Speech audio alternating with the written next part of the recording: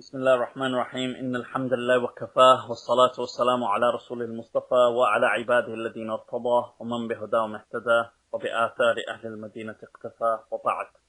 Assalamu الله عليكم أهلا وسهلا بكم once again to the last in the series of Al-Andalus from rise to fall.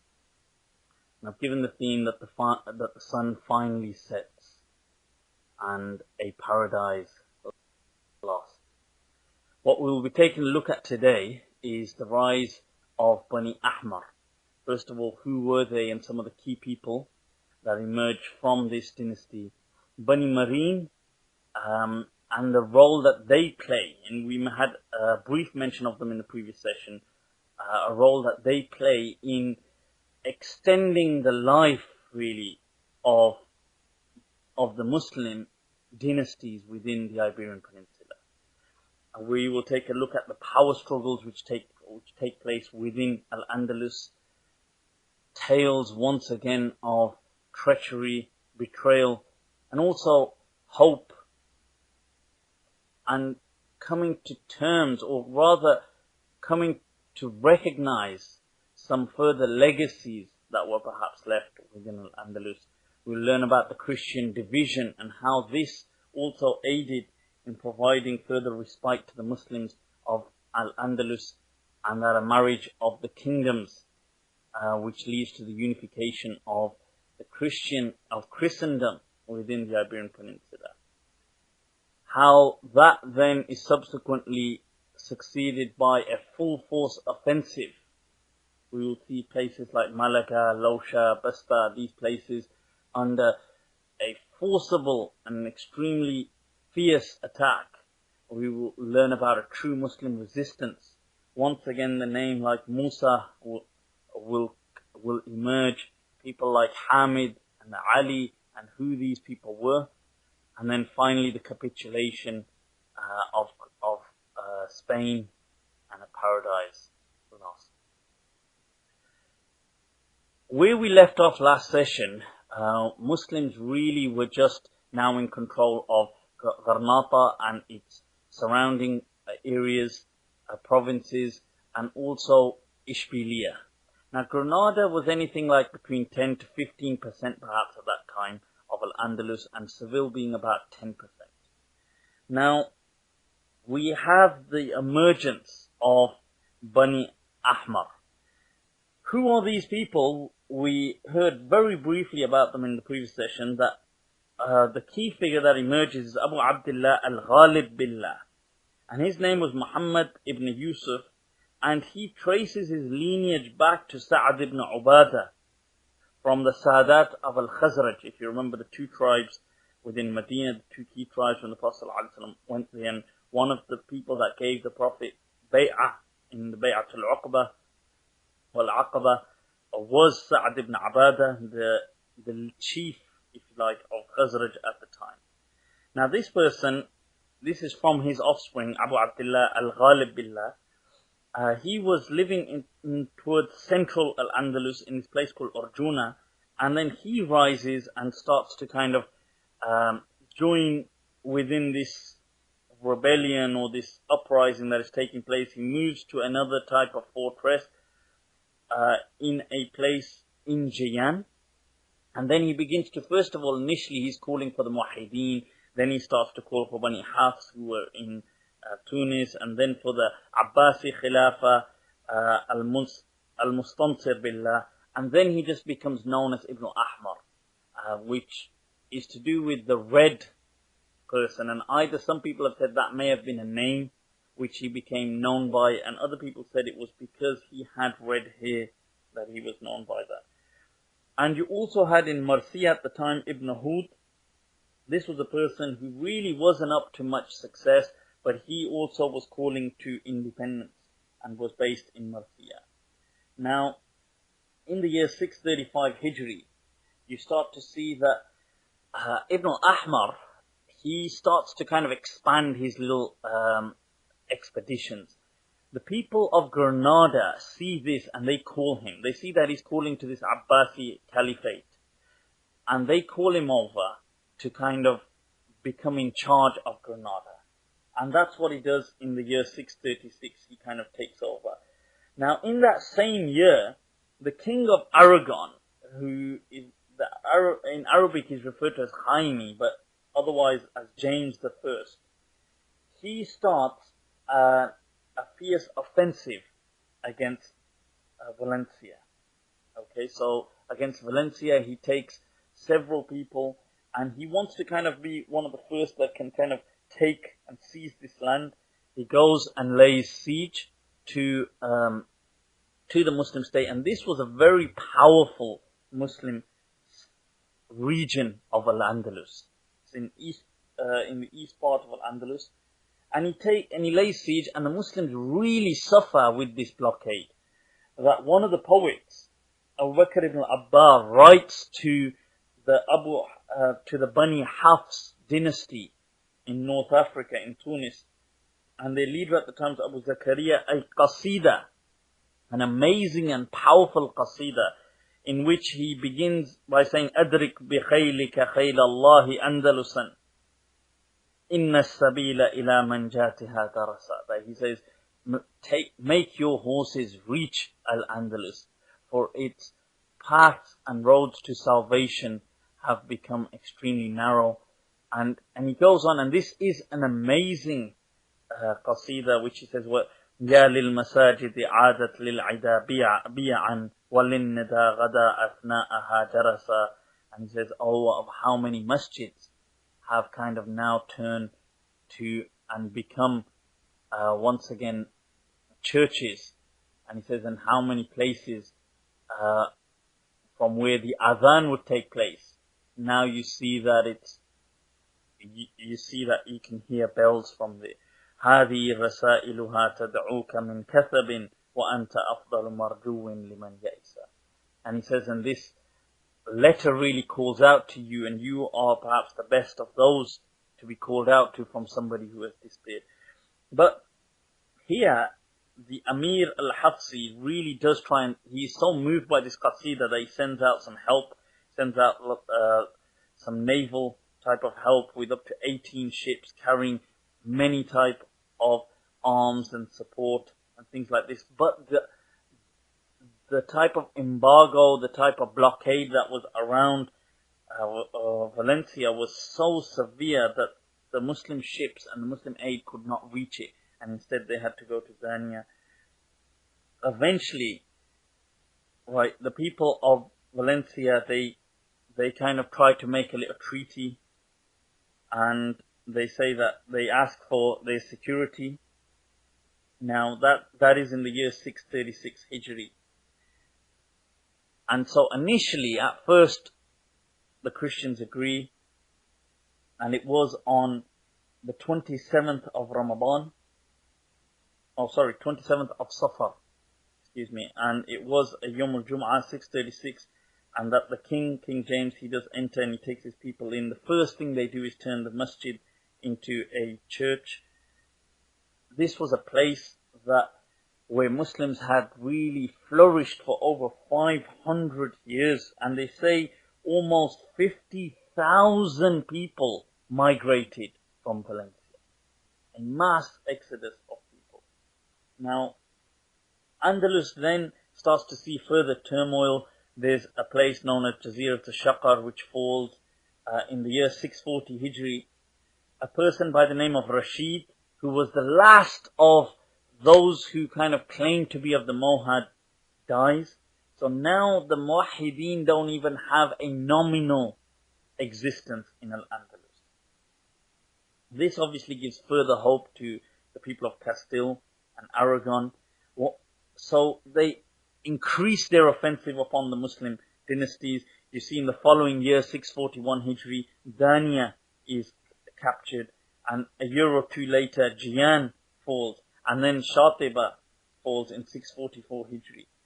Now, the Muslims of Murcia were in a type of treaty with the Castilians, but then all of a sudden you see that kind of changes as well, and in the year 644 Hijri, so much pressure is applied to Murcia, they are attacked, and then they are conquered.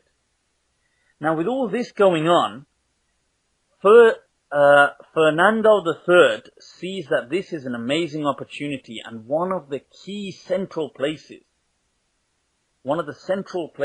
is Ishbiliya.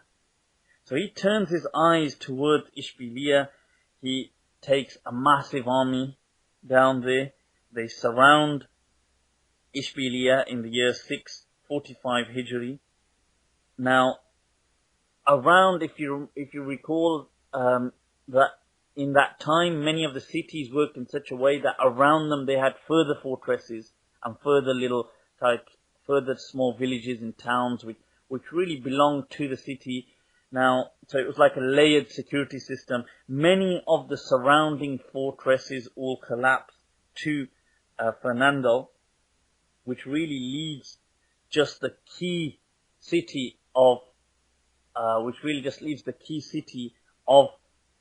Ishbiliya. Now, in the year 646 Hijri, this siege continues for several months. Okay, it continues for several months, up to 9 months. Some historians have said, and some have said even more, that this siege continues, this blockade. People become in such a dire state with the absence of food, water, support, that they eventually give in. They do write for help. They do try and ask, but who is there that can come to their help? The Muwahhideen have kind of disappeared altogether. Bani Marine that we spoke of very briefly are nowhere near such a position to do anything. Within Al-Andalus there was Ibn Hud. He really doesn't do anything. Now there was the kingdom of Granada. And people, let's just pause there for a moment. The kingdom of Granada with Ibn Ahmar, Abu Abdullah al-Ghalib Billah, he had actually entered into a treaty with the Christian kingdoms, the kingdom of Aragon and Castile, that he had said that, look, I will pay you such and such every year, and this is, and in return, and I will pay an extortionate amount to the extent of 150,000 dinars, historians have said. In return, he doesn't want to get into any trouble. He will be a vassalage for the Christian kingdoms, meaning he will really be ruling in their name. And to the extent that the Christian kingdoms, and this was Fernando III, had made a treaty with him that, okay, when I want support from you, you have to turn up to help me. Now, he had agreed to this, so here, this was the first time that Fernando III actually calls out for him.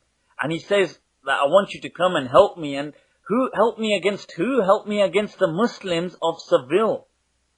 So not only do you have Fernando III with all his massive army outside Seville, but you also have Ibn Ahmar with a Muslim army helping Fernando III.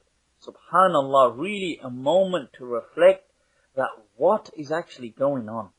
And what does Ibn Ahmar think will become his outcome? And what even more, what do the people with him that are supporting him, his soldiers, think that they are actually doing? And on the 27th of Ramadan, in the year 646 Hijri, Seville finally collapses and they open their doors.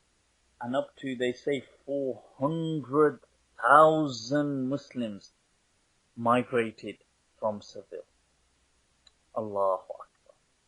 And they say one of the reasons that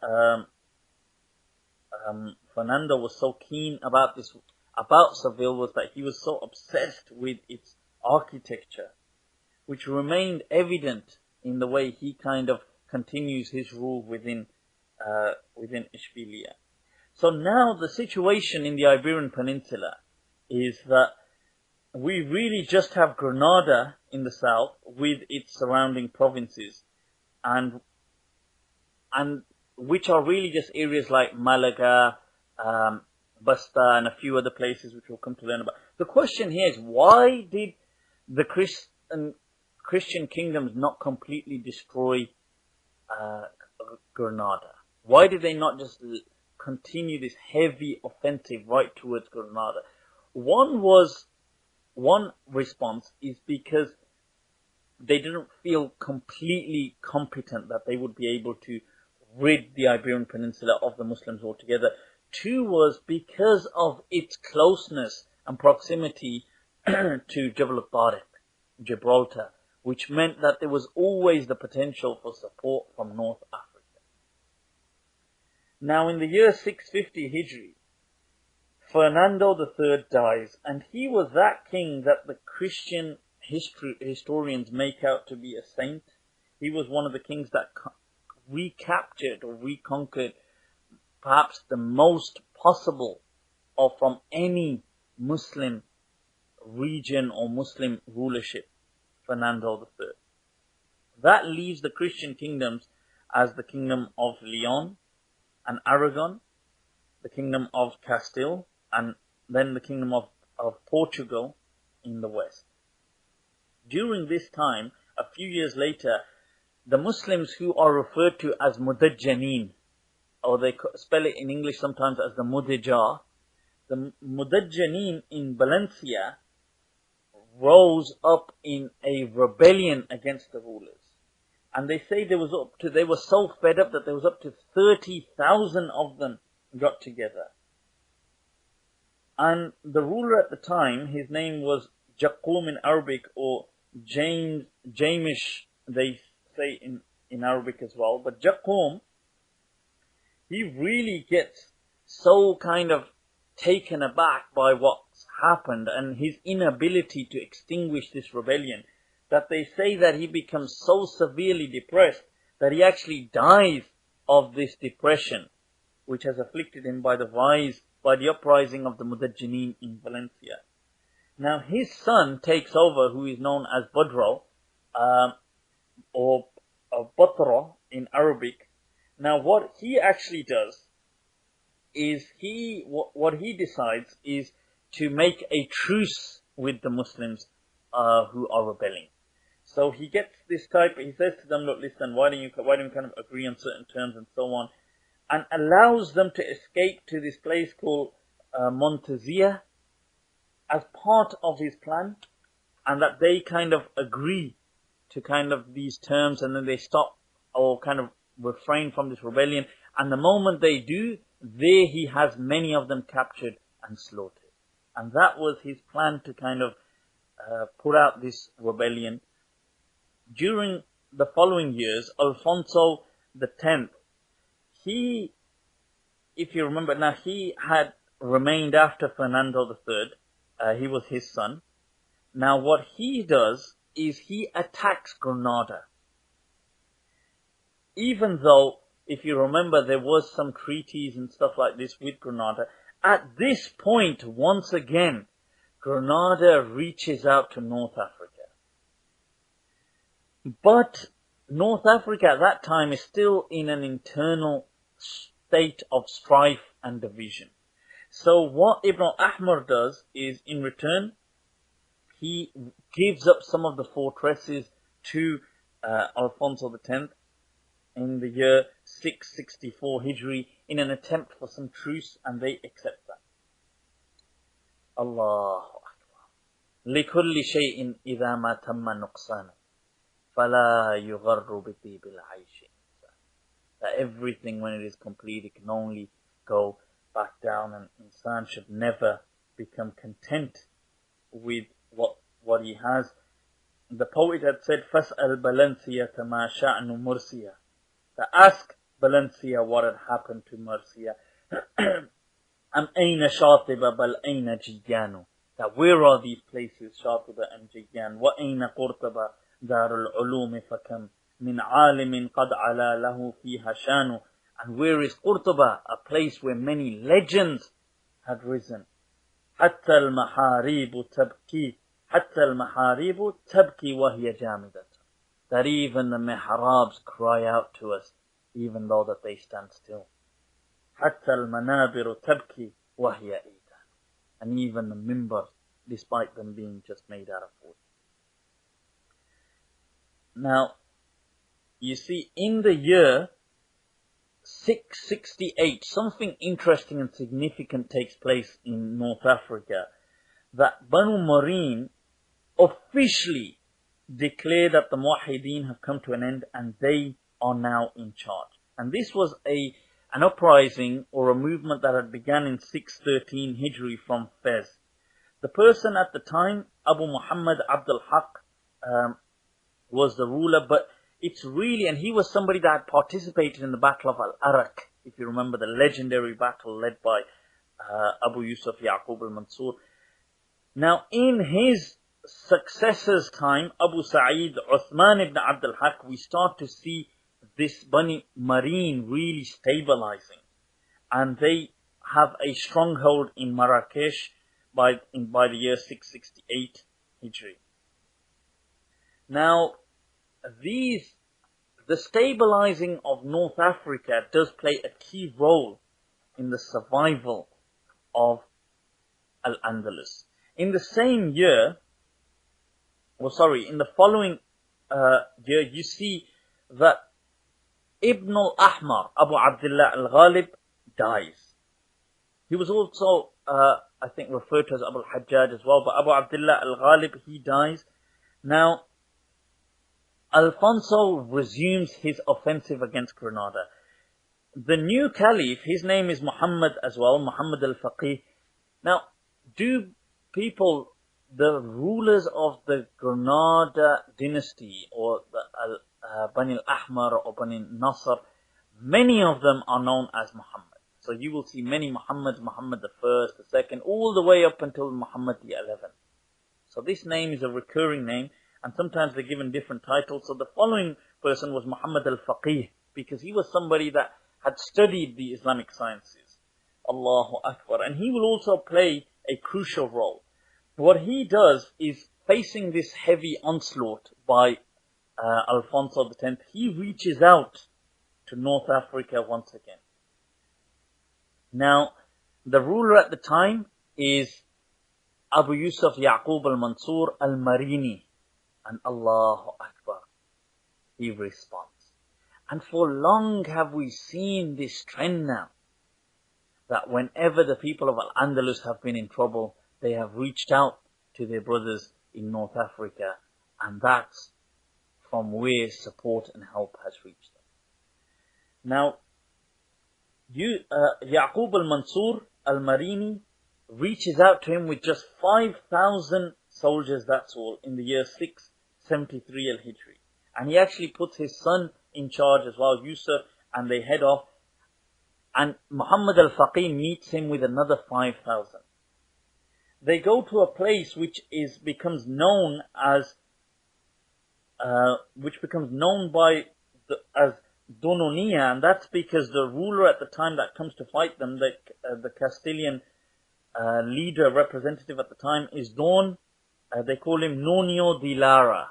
So Don Nonio de Lara is the person who's come to fight him with a staggering army of 90,000 soldiers. And this battle that takes place is really epic, in the sense that Abu Yusuf Yaqub al-Mansur himself reaches the place. He himself descends amongst the armies. He goes about. He encourages and gives such a khutbah. They say before he begins, he does his wudu, he prays rak'atayn. He makes the same dua that the Prophet ﷺ had made in Badr, that Allahumma ansur hadhihi al-isaba wa ayyidha wa a'inha ala jihadi aduwik wa aduwiha. And then he makes this dua that Allah help this group of people and help them against their enemy and your enemy. And he gets up upon his horse and he goes to the people and he gives a khutbah, such an eloquent khutbah. He says to people that, he says, Ala wa innal jannata qad fatahat lakum abwabaha, that no, indeed Jannah has opened for you its doors. Wa zayyanat huraha wa atrabaha, and it has decorated for you its hur and its palaces. And then he says, Ala wa innal jannata tahta zilal suyuf, that Jannah has been placed between the shade, beneath the shade of the swords.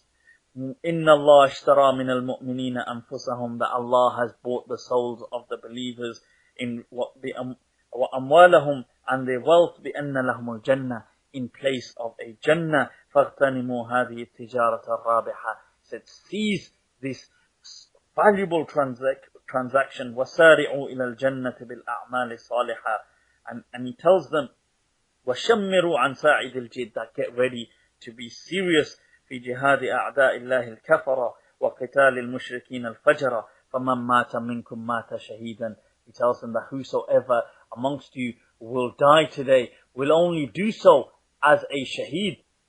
And he says to them that وَمَنْ عَاشَ رَجَعَ إِلَى أَهْلِي سَالِمًا غَانِمًا مَأْجُورًا حَمِيدًا وَاصْبِرُوا وَصَابِرُوا وَرَابِطُوا وَاتَّقُوا اللَّهَ لَعَلَّكُمْ تُفْلِحُونَ. And he gave such an eloquent speech, saying to the man, whosoever returns, that he will do so victorious with ghanima, being praised, and then read the verse that be patient collectively, and be steadfast in the hope that you are successful. And they have such a victory, people, such a victory.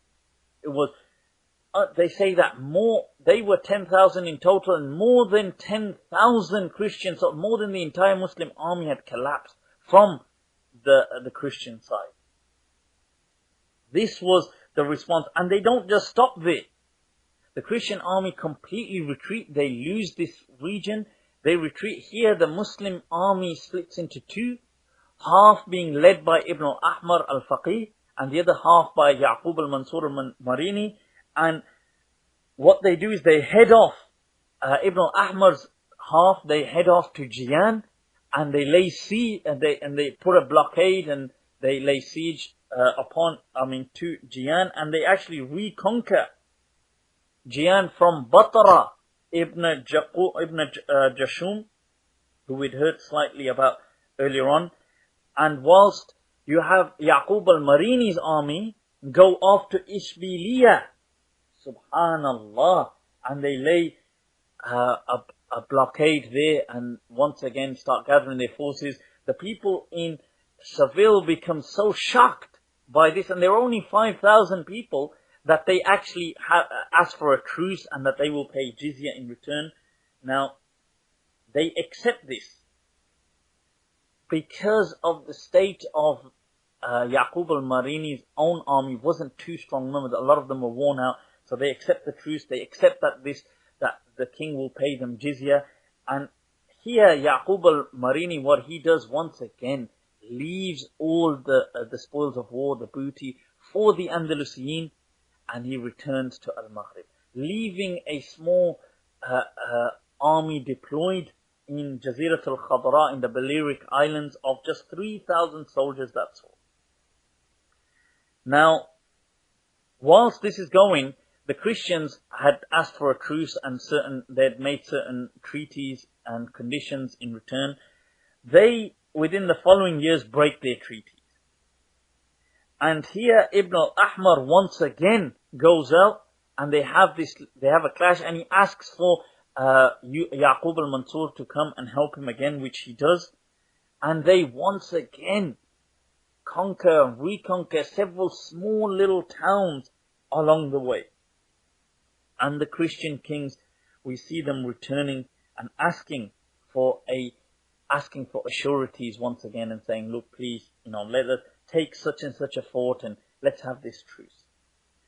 Now, whilst this is going on, the king or the ruler of Malaga, which although nominally was part of Granada, but was really kind of independent, he dies and is succeeded by his son, who sees what Bani Marine are doing in the Iberian Peninsula. So he voluntarily comes off his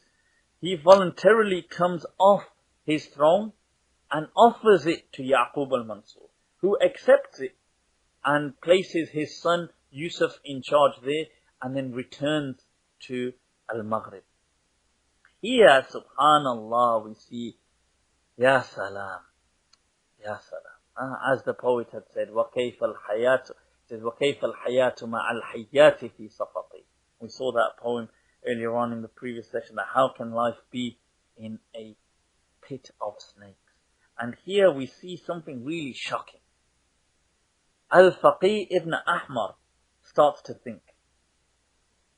And he thinks, wait a minute, now he sees that Bani Marine have actually, not only have they given support, but they've now actually got territory within the Iberian Peninsula. They own part of Malaga and they've got reinforcements in the Balearic Islands. And he thinks about when Al-Mu'tamid ibn Abbad had called out to Yusuf ibn Tashfin, and eventually Yusuf ibn Tashfin had taken over. And then he said a statement to himself which Allahu Akbar wasn't undeserving and completely misplaced. He said, وَإِنَّ فِي التَّارِيخِ لَعِبَرًا. He said, indeed, history has its lessons in it. And wallahi, al-faqih, al-Muhammad al-faqih, who really was not a faqih, goes to do something which cannot even be imagined, that he thinks, well, how can I kind of deal with Bani Marine and be secure against them? And he looks to no other but the kingdom of Castile. And he makes a treaty with them that, look, why don't you help me rid the Iberian Peninsula of Bani Marine? And they send him support. They say to him that, okay, we will send naval support, we will attack the Balearic Islands, and you send your support, and they do that. When Yaqub al-Mansur hears this is what's going on, he sends his armies, and they deal with the onslaught against the Balearic Islands. And as soon as the Christians see that, subhanallah, ma kana minhum, the only thing they could do was just flee from the event, from the situation, leaving Ibn al-Ahmar al-Faqih just on his own with his army to be faced by who? Yaqub al-Mansur. Allah. Now, what does Muhammad al-Faqih do? He starts to just break down and say that, look, I'm really sorry, I shouldn't have done this. This was something which was completely out of order. And what does al-Mansur do? He accepts his apology and leaves him where he is. Allahu Akbar. This is the seerah that these people have presented, taught by the seerah of our Prophet sallallahu alaihi wasallam. Although his son, Yusuf, who was in charge of Malaga, does think about, wait a minute, I can't really trust this al-Faqih anymore. So he does think about retaliation. And what does he think? And look how the shaitan works in really unexpected ways, that he puts in Yusuf's mind that he should also reach out to Castile and maybe attack in return Granada. And they do that. He reaches out to them, but when Castile, the kingdom, send their representatives, he fears that, wait a minute, if my father finds out, I'm going to be in some serious trouble. So he says to them that, why don't you go ask my father, that what does he think about this suggestion? And here we are reminded of what the poet said, وَلَا تَنْهَ عَنْ خُلُقٍ وَتَأْتِيَ مِثْلَهُ, that do not tell somebody off of a particular characteristic and then you bring it yourself. عَارٌ عَلَيْكَ إِذَا فَعَلْتَ. What a great shame upon me if you do so. And when they do go to Yaqub al-Mansur, he reprimands them and reprimands his son severely, and who then once again realigns, comes to his senses. Now, in the following years, a few years later in 681 Hijri, the kingdom of Castile sees a uprising in itself. Okay, Alfonso X is chucked out by his son Shanja, who kind of drives his father out of the kingdom. The father has nowhere to go, so where does he go? Ya salam. He goes to Bani Marine in North Africa. He goes to Yaqub al-Mansur and begs him for his help. And it is reported that he comes to and he offers his whatever he can in terms of support, and actually kisses the hand of Yaqub al-Mansur, who they say actually washes his hand as it washed after this king has kissed it. And this Alfonso X, he leaves his own his crown there. He says, look, hold my crown, I've come with only a good intention. And he asks him to support him and fight against his son Shanja. So Yaqub al-Mansur sends certain soldiers with him, and in return they also conquer certain fortresses and things like this. But they are not successful in taking back, or it wasn't really their aim anyway, to take back Castile and give it to Alfonso X. And that doesn't really happen. Alfonso X dies in the year 683 Al-Hijri, being expelled from his kingdom. Now, Abu Yaqub al-Mansur, in the following year, 684 Hijri, crosses over. Right, now, when he does, the kingdoms and the Christians of the Iberian Peninsula want an ahad with him. They want a pact with him. They say, look, please, we don't want to fight, we don't want war. Look, listen, let's have a treaty and this and that. And they say that we will not attack any Muslim, we will not do this. Here, Yaqub al-Mansur, Allah, وَهَكَذَا كَانَ الرِّجَالِ. And this is how true men were. He adds to this condition. He says, all right.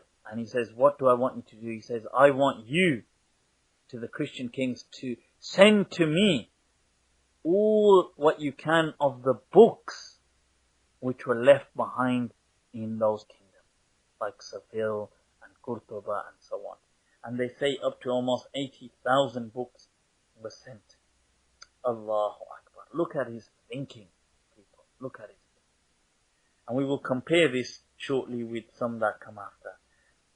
In the following year, 685 Hijri, Mansur al-Marini passes away, rahimahullah rahmatan wasi'ah, and is succeeded by his son.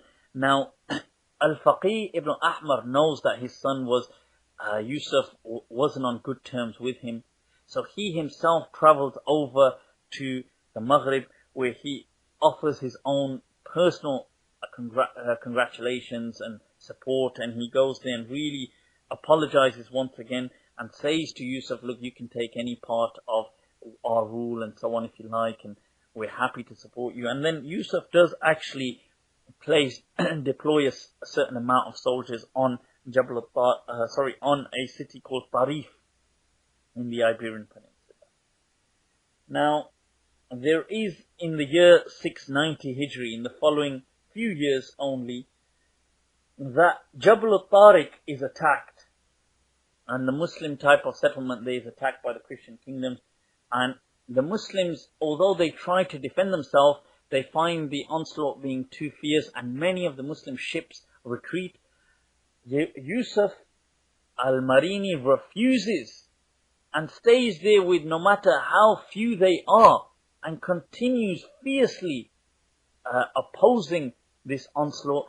When the other Muslims see what he is doing, this gives them courage. They return and they support him, and once again stabilize Jabal al-Tariq, Gibraltar.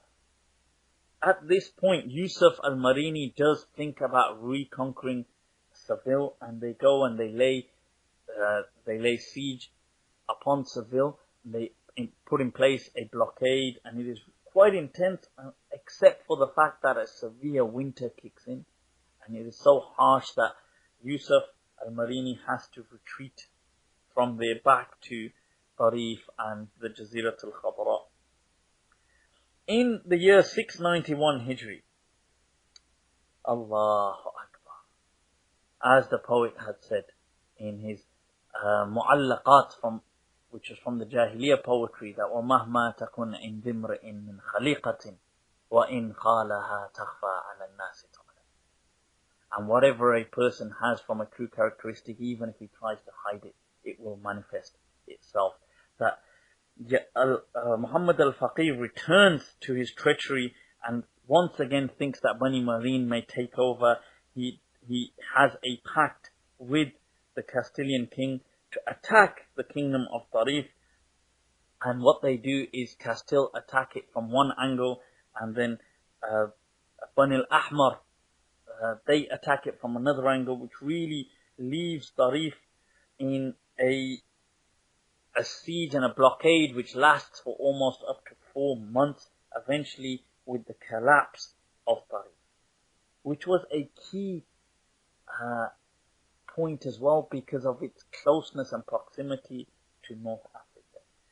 Here the original plan was that any type of conquered land the Castilians would give back to Ibn Ahmar. But do they? Like hell do they. As soon as they conquer it, They tell Ibn al-Ahmar to absolutely do one, to be on his way. Here they say, regrets his actions severely, and he travels over to North Africa, back to Yusuf al-Mansur, and extends his apology and says that he was really sorry, and Allahu Akbar. What do we see from Yusuf? He accepts his apology. They say in return, Ibn al-Ahmar had also gifted to him one of the mushafs that was the original, one of the few original mushafs that Uthman radiallahu anhu had sent out.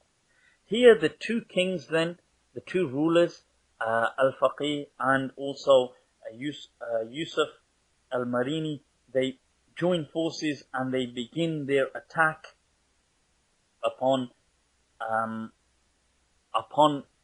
some of the lost fortresses, but unfortunately they can't take back Tarif.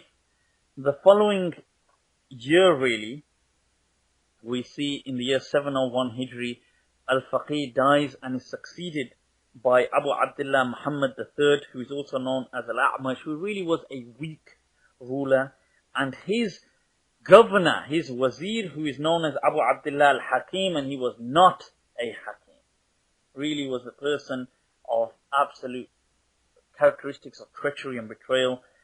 He fears what the Mariniyin may get up to, and what he does is actually encourages certain uprisings within North Africa, within the Mariniyin, and actually helps to attack Sabta, which is in modern day Morocco, which really leaves Bani Marine in a torn state, to the extent that they become three key divisions in them, one being led by Uthman ibn Abi al-Ala, one being led by Abu Thabit, and one by somebody else who was Abu Thabit's uncle, Abu Salim, and these become key divisions, during which time the Christians once again put their senses together in the year 708 Hijri. They come and attack and once again stabilize the city of Tarif. Fernando IV brings a massive army towards Maria, and they conquer Maria. And then what you have is in the following year, 709 Hijri, Tariq, a city, it also collapses shockingly to Fernando IV and his army. And Al-A'mash, who was the ruler, really is incapable of doing anything. He's just one of these absolute weak people that's just there. He's just absolutely useless. That his brother, Nasr, he kind of declares himself the ruler and removes Al-A'mash from rule. And he goes by the name Abu Jiyush, and he asks Marine once again for help. And then support comes, and then Muslims do once again, they fight in the year 709 Hijri. Uthman ibn Abi al-Ala, who was from the Bani Marine, sees what's going on, and they send several, whatever they can in terms of reinforcements, to kind of fight off the Christian attack against Almeria, and they manage to have a tremendous victory in which they win so many spoils of war. This once again restores some of the hope that the Muslims within Al-Andalus had. Now, during the following years, once again there is a ruler by the name of Abu Hassan, who is now in charge of Bani Marine in the year 741 Hijri. Him and the ruler of Granada at that time, his name is Abu al-Hajjaj, they kind of make a pact that, look, let's do something. We've lost, when I said Medina to Tariq, we've lost Jabal al-Tariq, which was a key point. Let's do something to kind of once again stabilize ourselves.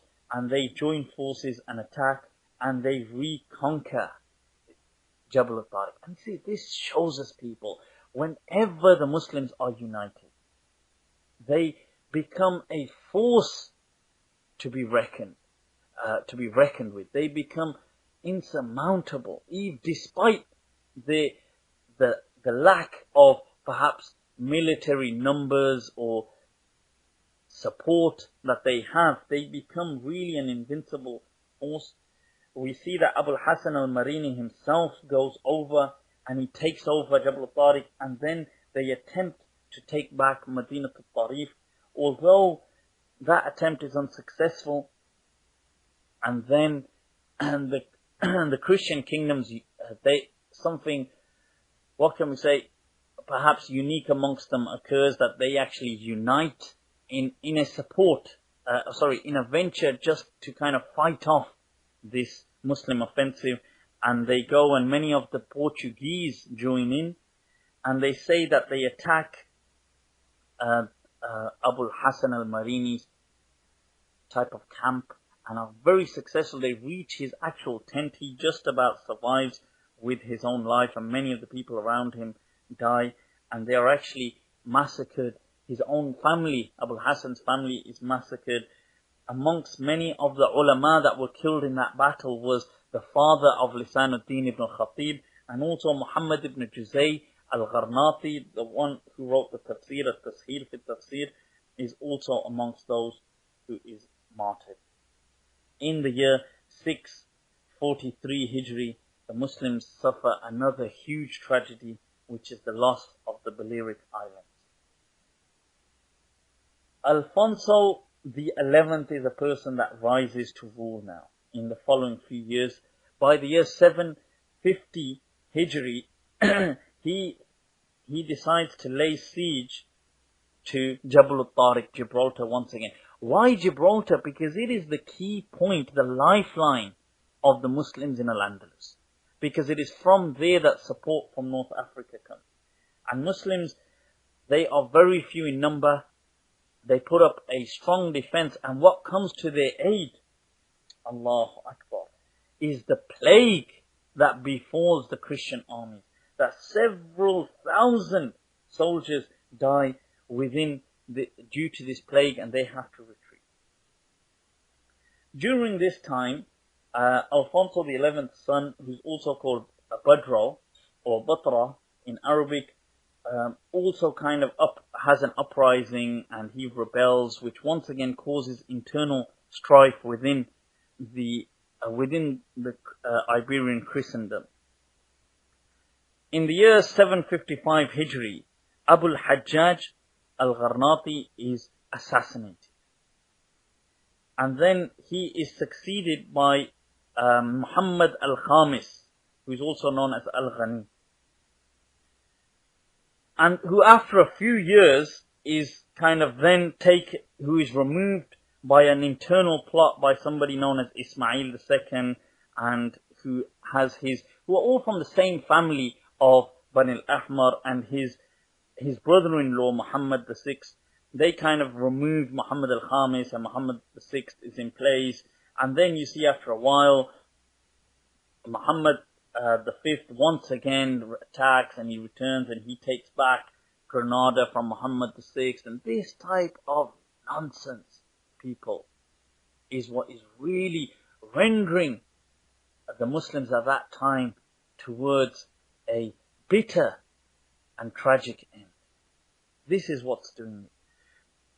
Now, during the following few years, 769 Hijri, Henry II is the brother of Batra, starts to once again attack his brother Batra. He starts to rise against him. And then he seeks for help from some of the Portuguese and so on, and this is going on. And even Henry II has some treaties with Ibn Ahmar at the time, who is then supported by him. And then these two brothers are fighting amongst themselves, and this type of division in the Christendom of Spain is what really provides the Muslims with a further almost century, if you like, to live and survive within the Iberian Peninsula. Something strange happens in the year 793 Hijri. A priest almost, or a Gnostic by the name of Suyu, he claims to have seen a dream in which Granada falls without any bloodshed to the Christians. This kind of gives some hope to many of the Christians who get together, assemble, and go to attack Granada. Even though Muhammad al-Khamis, I believe at the time, had a treaty with them, Henry II apparently expresses his disapproval that, oh no, we've got a treaty, don't do this. Well, do they care? Like hell do they. They turn up, as Allah says in the Quran, لا يركبون في مؤمن إلا ولا ذمة. They do not consider any conditions or oaths or treaties that they have made with any believers. That Sayyid does actually take his people there, and he takes his army. But as they get there, they see an attack, and some of the Muslims, whilst defending themselves, defending the city, they attack some of the Christian armies, and a few are killed. And in return, Sayyid is questioned by people, but you said none of us will be killed. And he says, oh nah, but I meant when we do the actual attack, and this is the preliminary attack. And so they decide to do so. And when they do, the Muslims stand so steadfast that thousands of the Christians are actually killed. They say up to 3,500 Christians fall. Sayyid amongst them, Sayyid is also killed. The Christians realize that this is such a mistake and retreat. Now, whilst this is going on, Abu al-Hajjaj Yusuf had died in Granada in the following few years in 811, and after them comes another ruler, Muhammad as-Sabi'.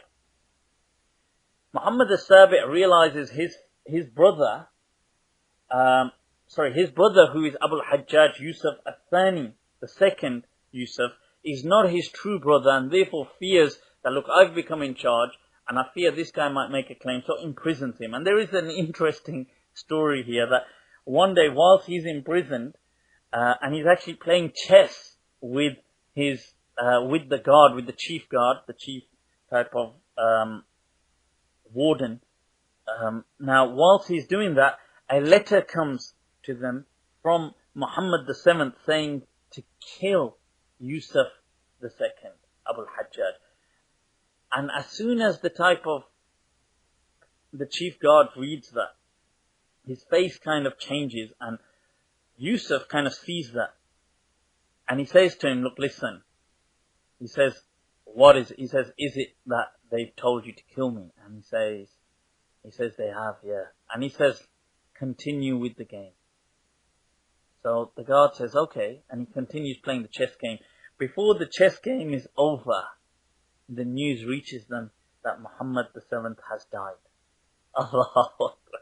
How a strange set of events that did take place that the historians have documented. And it is interesting that دَعِ الْمَقَادِيرَ تَجْرِي فِي أَعِنَّتِهَا وَلَا تَبِيتَنَّ إِلَّا خَالِيَ الْبَالِ. That let fate just take care of itself, and you just chill and kick back. ما بين طرفة عين وانتباهتها يغير الله من حال إلى حال. That within the blinking of an eye, Allah changes the conditions and the state of affairs. During this time, John II, who is the king of who's the king of Castile, had taken it from his father Henry III. His wife Catherine is somebody who really kind of encourages him to focus upon the Muslims of the Iberian Peninsula. So this kind of brings the Christian focus once again upon the Muslims.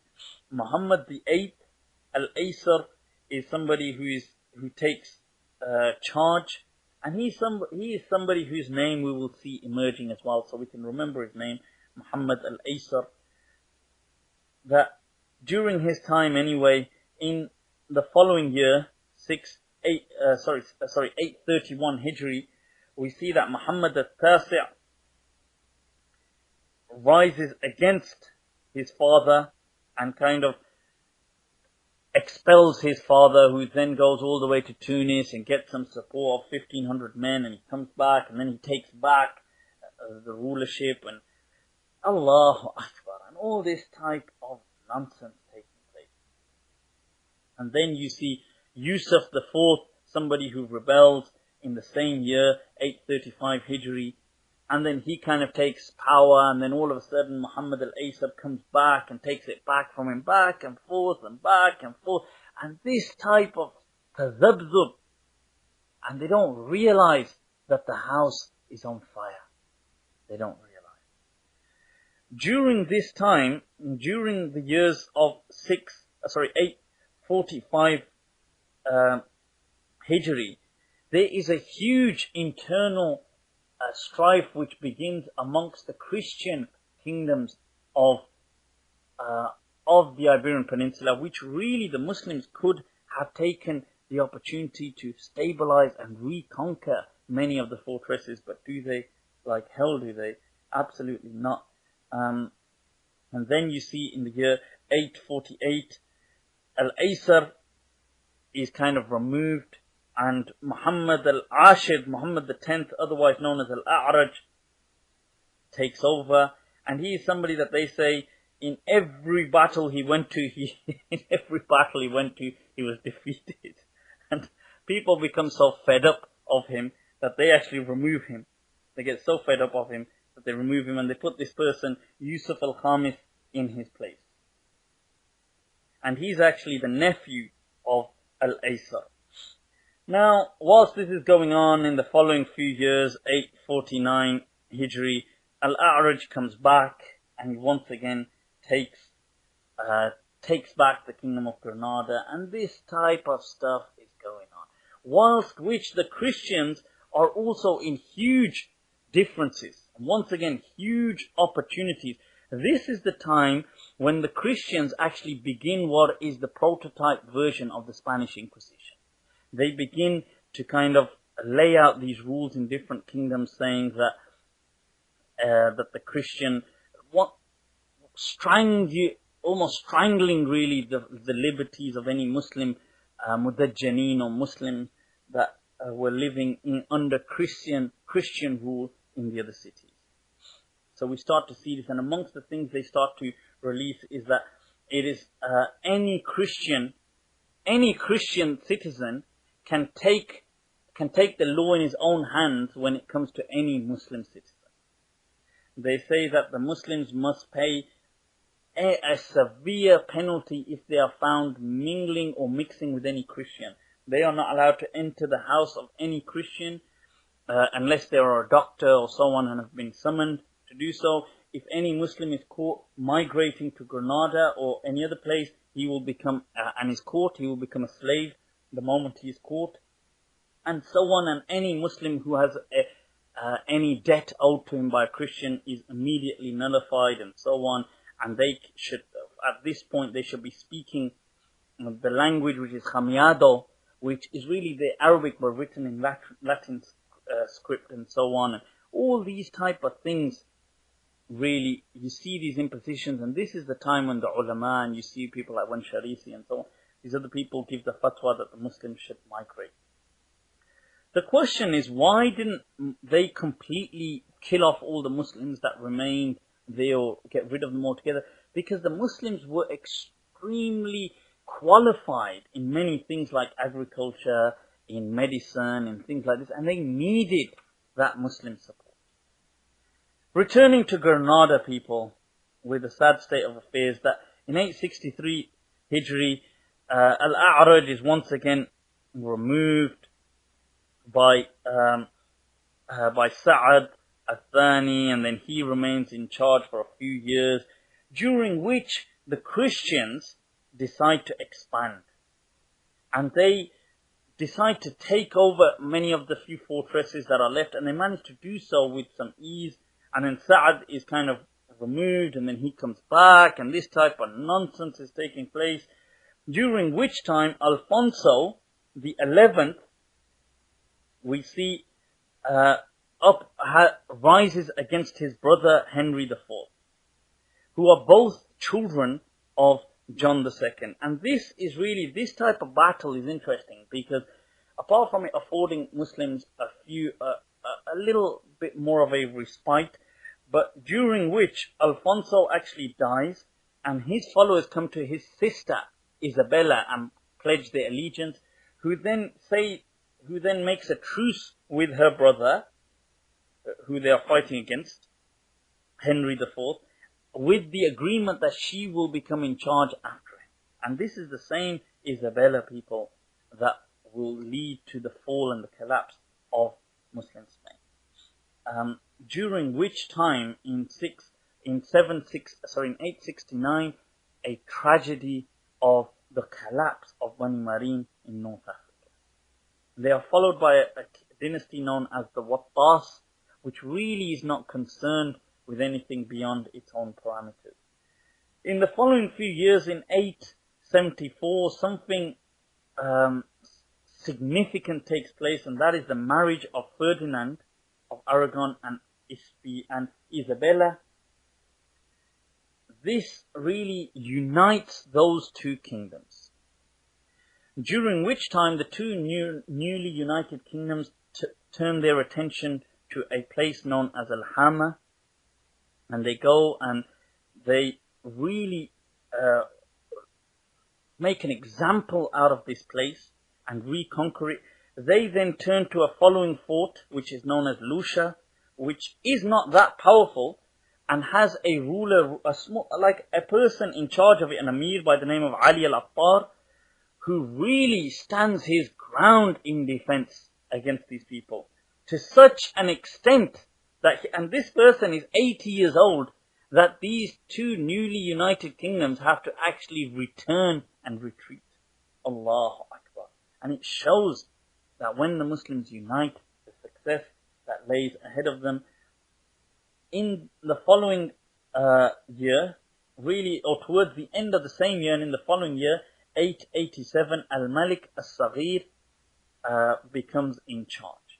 And he is somebody that is known as Abu Abdullah As-Saghir. And he actually gets rid of his father, and the way it works is that his father, who's also Abu Abdullah, and that's why they call his son Abu Abdullah As-Saghir, and Saghir is really what he was, just small. That's all he was.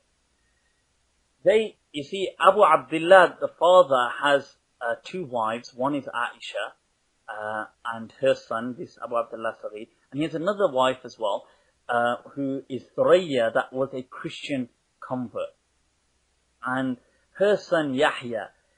And she is really quite a bit of a favorite of Abu Abdullah, and therefore she wants her son Yahya to be in charge, and things are looking that way, and he actually fears an uprising from his son, Abu Abdullah, so has them imprisoned, and Aisha al-Hurra imprisoned. During which the people actually rise with Abu Abdullah Saghir, and they kind of attack and drive away Abu Abdullah from Granada, who has a brother known as Zaghal, who is ruling Malaga at the time. And so he goes to Malaga and kind of seeks asylum there, if you like. And this person, Abu Abdullah, begins, and he will be the one on whose hand we will see the sun or the glory of Al-Andalus totally coming to an end. Something interesting happens in the following year, in 888 Hijri. In a battle outside a place called Lasana, he's actually captured by the Christian forces and enslaved. Now, not enslaved, so just kept as a prisoner of war. Muhammad al-Zaghal, and Zaghal means, in their language at the time, meant the brave. He comes from Malaga to Granada, takes over, and then actually tries to pay off in return for Abu Abdullah As-Saghir. But something quite interesting takes place at the time. Ferdinand V, who is the husband of Isabella, makes an agreement with Abu Abdullah As-Saghir. He says to him, look, listen, what if we let you go? And he keeps him for several months. He says, what if we let you go and put you in charge? Will you in return give us certain forts, and will you rule in our name, and will you give us this tax?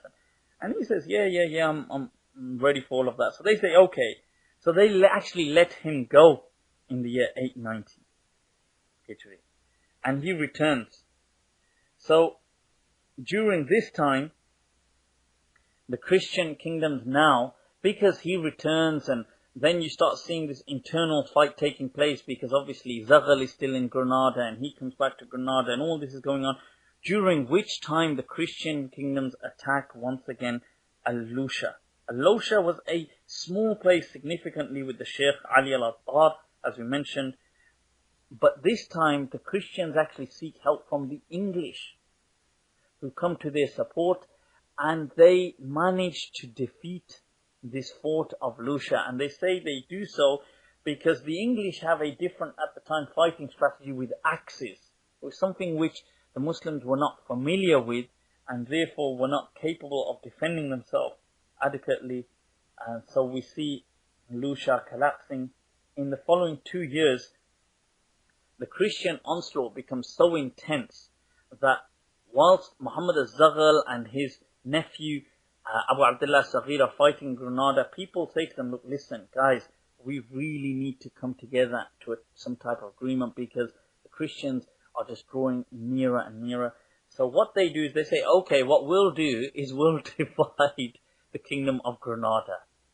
That Abu Abdullah Saghir, will take Granada, its capital, and whatever follows it immediately, and the second half can be ruled by Zaghal, and with the capital being Basta. So they agree. So whilst the Christians are uniting, the Muslims are further dividing what they have. Subhanallah. Further dividing. And Ferdinand obviously sees this opportunity, thinks it's an amazing opportunity, takes up to, they say, 20,000 soldiers and who are horseback, and up to 50,000 who are on foot, towards a city known as Balch, which was under the rule of Zaghal. And they managed to take it, and Zaghal kind of runs away to Wadi Ash, which is another place on the not too far from Granada. Then they go and surround the city of Malaga, and which at the time has, because remember this was under the rule of Zaghal, so it has a deputy known as Ali Darduq, who was really just a businessman, and he goes and tries to make an agreement to surrender the city of Malaga. However, a legend arises here. A legend rises who refuses to submit. Wallahi, really, these people and their names should be revived. Wallahi. And we should have things named after these people. Streets and towns and cities and whatever. But these people, because Muslims do not know who these people are. A person by the name of Hamid al-Zaghabi, who refuses to submit. And when he's asked by the Christians, he kind of assumes charge, and he says, Inni tasallamtu al-Madina li'ahmiyaha la li'usallimaha. He says, I haven't taken control to hand over this city, but rather to protect it.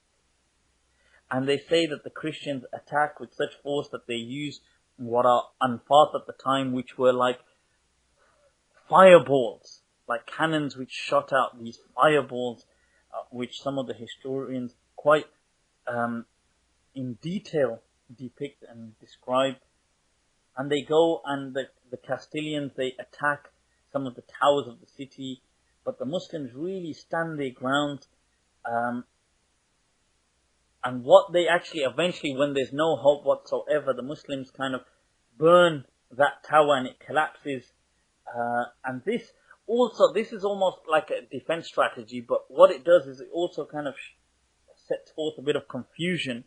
So the people some of the people are confused in what's actually going on. What you see at the time is many of the Christians, what they have done to enter forts is they would make these towers which would move. And they would move up to the forts, and then they would kind of use them to jump over the walls and so on.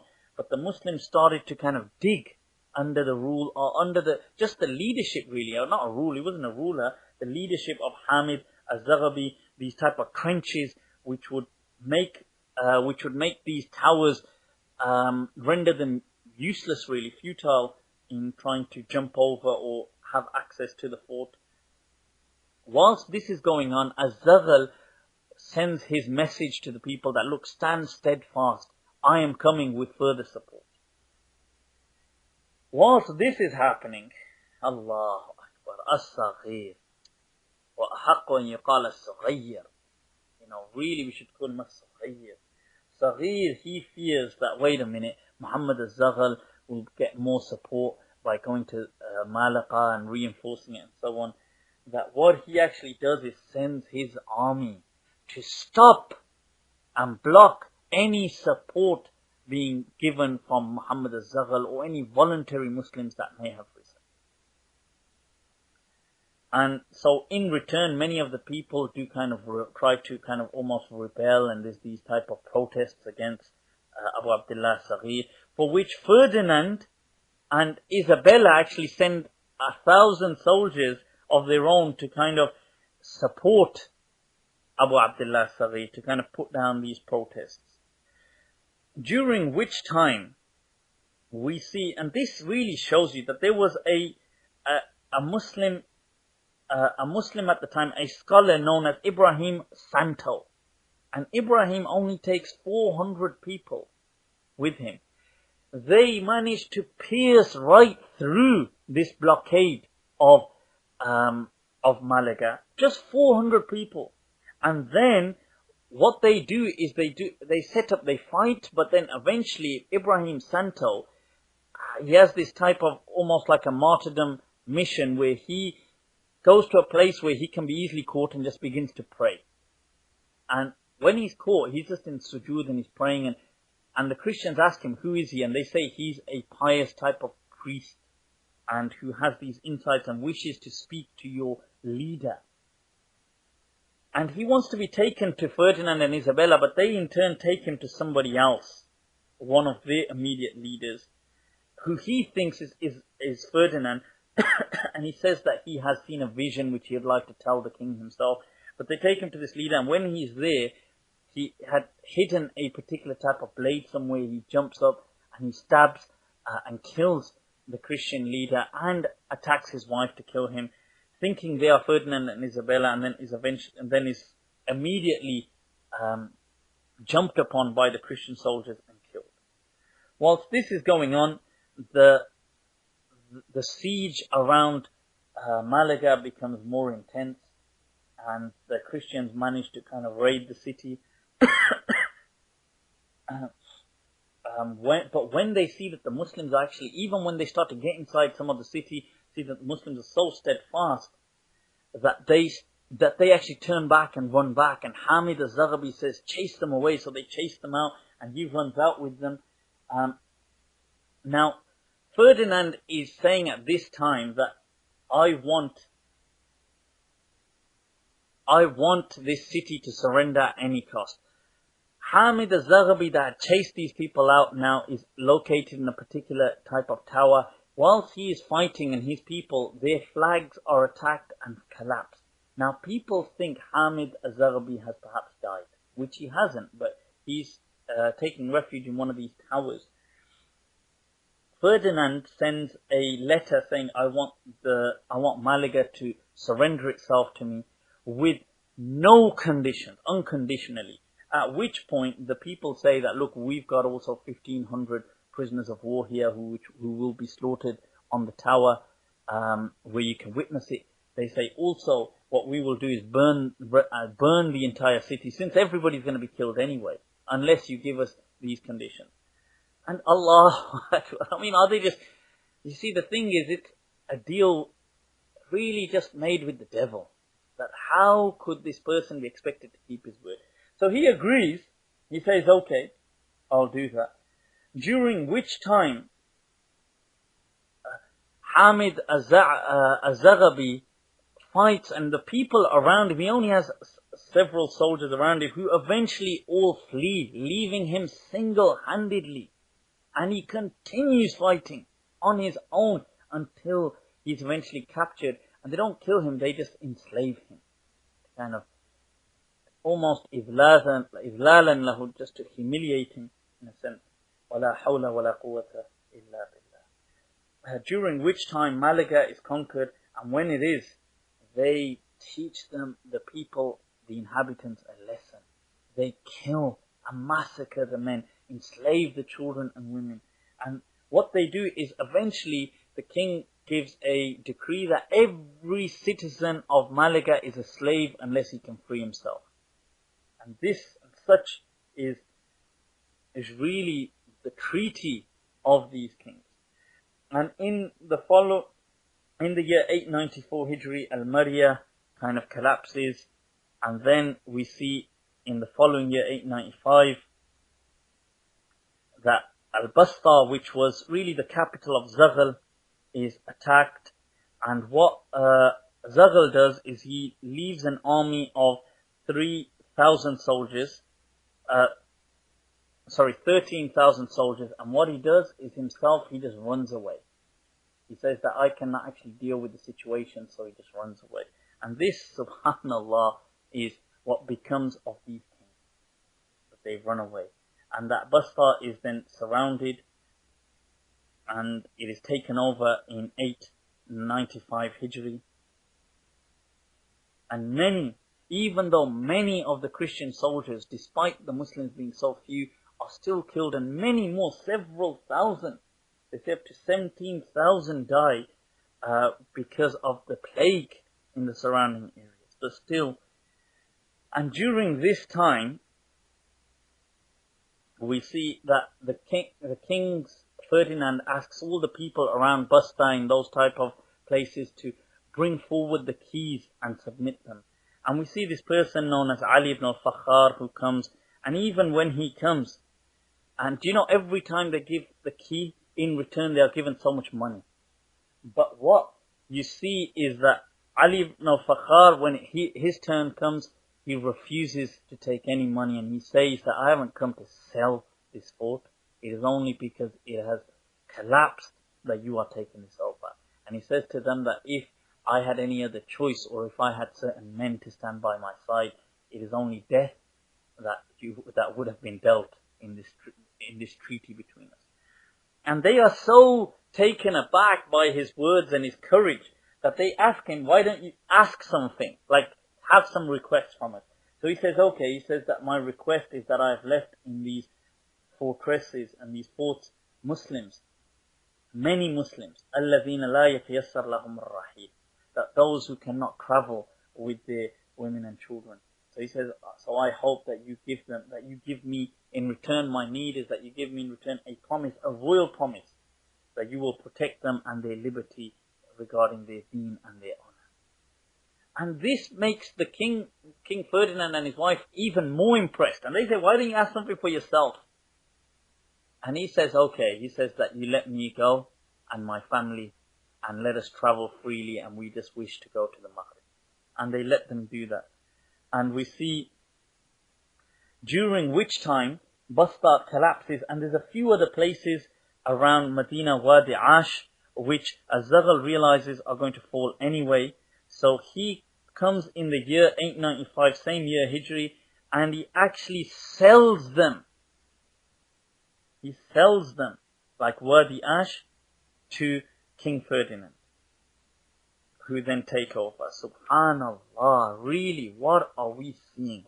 And this really now is the final few steps, during which time As-Saghir is asked, who becomes first so happy that, yeah, my uncle has lost his power and so on and so on, and then is so confused because Ferdinand and Isabella say that he has to surrender at Granada, and he's like, what? I have to do? Wow, but I thought we were friends. And Allahu Akbar, la yarqubuna fi mu'minin illa wala. They do not take into consideration any treaty that they have. During which time there is a legend amongst his courtyard. A legend, one of his wuzara by the name of Muhammad ibn Abil Ghassan. And people remember this name. Wallahi. Musa ibn Abil Ghassan. Musa. And we saw a Musa at the beginning in the conquest. Musa ibn Nusayr. And we once again, when everything turns full circle, we see a Musa ibn Abil Ghassan. And he tells the people, he tells Abu Abdullah Sahih, don't even contemplate in surrendering. That we will encourage and incite the masses, and we will defend our place. And he manages to incite and encourage the masses, and they fight off any attacks. And in many of these defensive attacks, they are incredibly victorious. And they take back like several spoils of war every time they go out and they come back, which really once again brings back some hope to the people of Granada. And this is what is going on, during which time Az-Zaghal, subhanallah, Allahu Akbar, Zaghal, he sees this, what's going on, and he goes and makes a treaty with the king that he will help them really take over one of the forts known as Al-Hudma. And what he does is he takes 150 men, and he takes, obviously in return for a lot of money, that they plan to be chased by several Christians, and they run towards this fort on their horses and say, open up the gates, open up the gates, open up, the Christians are coming. So the Muslims let them in, and as soon as they let them in, they turn upon the Muslims, and this one fort also collapses.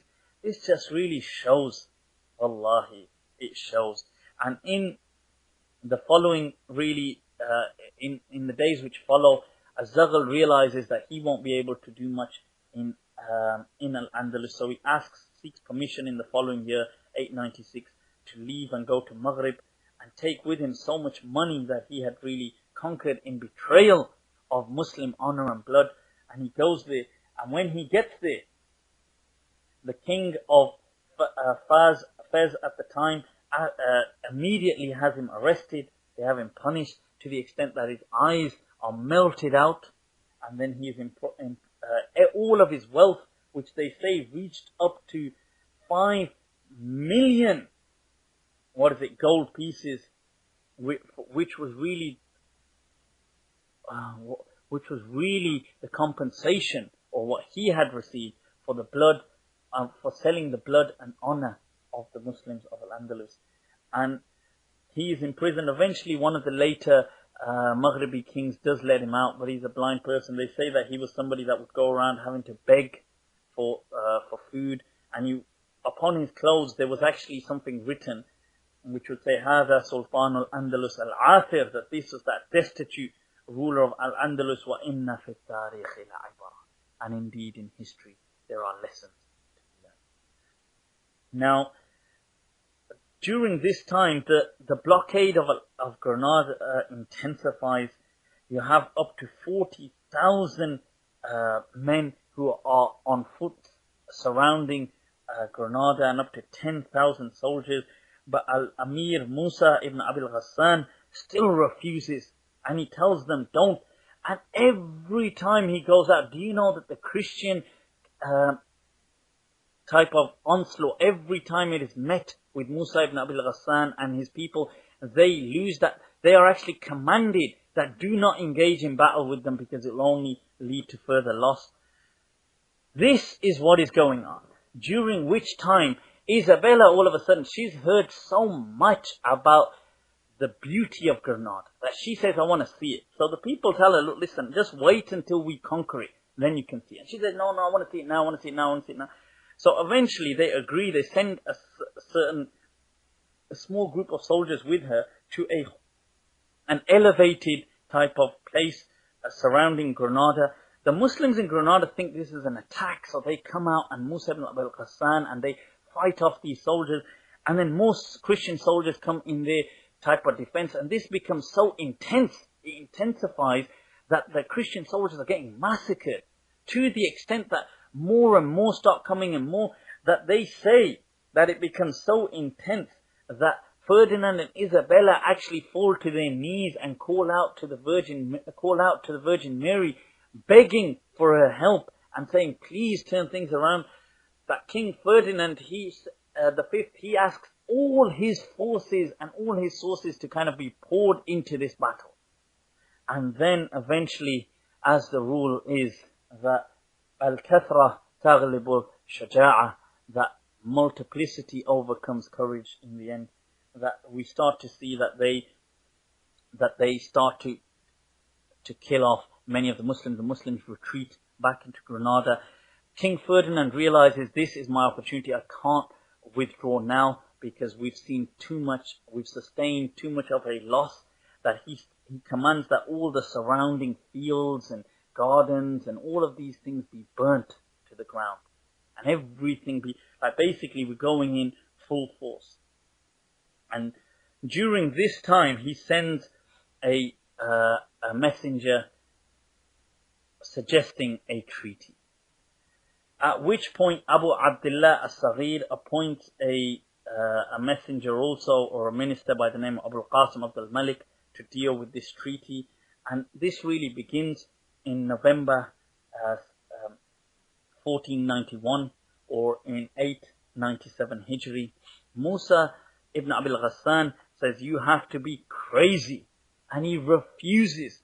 And really these people, Allahu Akbar, Abu Abdullah Saghir, he says, La radda li qadrillah. There is nothing which can turn back the destiny from Allah. But really these words, and some of the ulama around him kind of support him, but these words were really just misleading. That's all they were. And as to Musa ibn Abil Ghassan, he says to them, look, he says, people, are you crazy? He says, have you not seen how they've dealt with the Mudajjaneen in other places? Have they ever kept their word?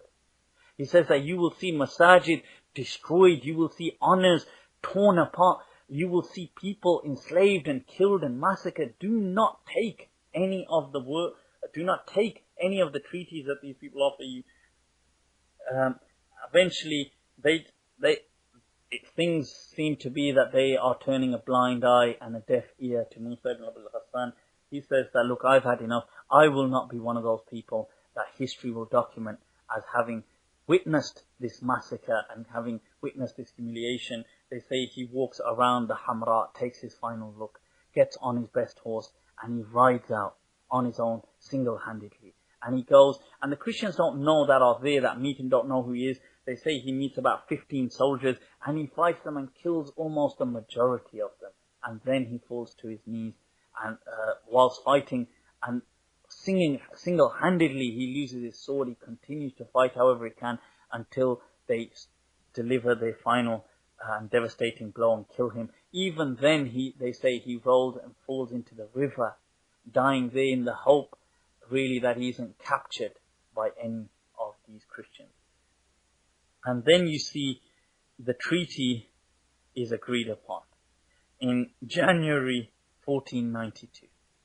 And this really leads to capitulation, the handing over of Granada. The treaty has 67 conditions. And people, these conditions, they begin with things like, that every Muslim will have absolute liberty and freedom to practice. No masjid will be dishonored. No this, no that. No, everybody, Muslims will always rule by this. And you should just read them. They were never. That Muslims will be able to travel freely, that they will not have any tax imposed upon them within the first 3 years, and they will have this and they will have that. And Allahu Akbar. They are just words. That's all they are. And then you see that Abu Abdullah Saghir himself comes out, and he has to kneel and kiss the hand of Ferdinand V, and then lead his and the horse of Isabella into the Al-Hamra. And then Abu Abdullah Saghir kind of leaves, and he kind of moves out with his family and his wealth and possessions, and he stops by this hill known as Tal al-Bandur.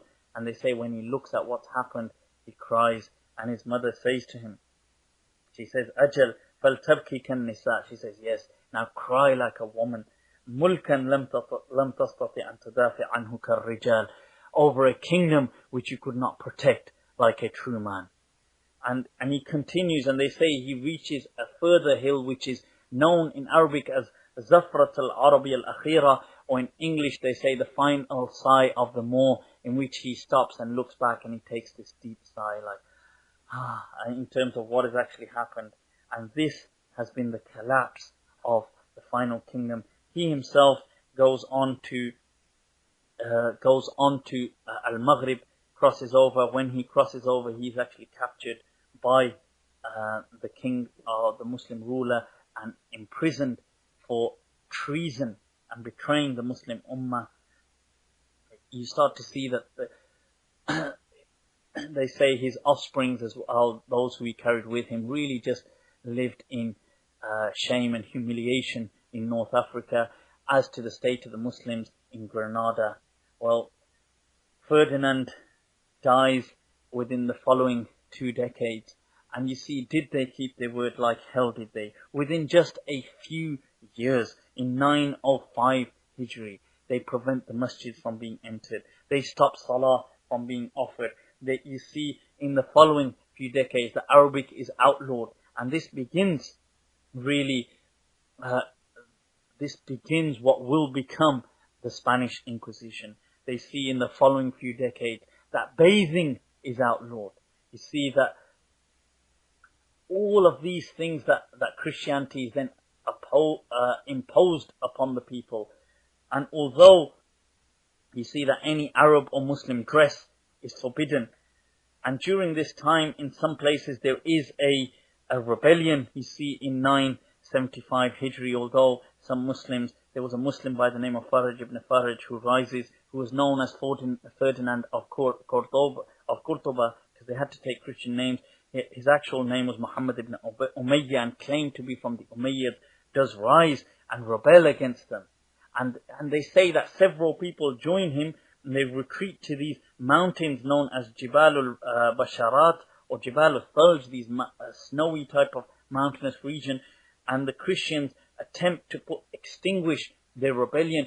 Despite that, they are met with extreme force and fierce courage, that this rebellion lasts for almost 20 years.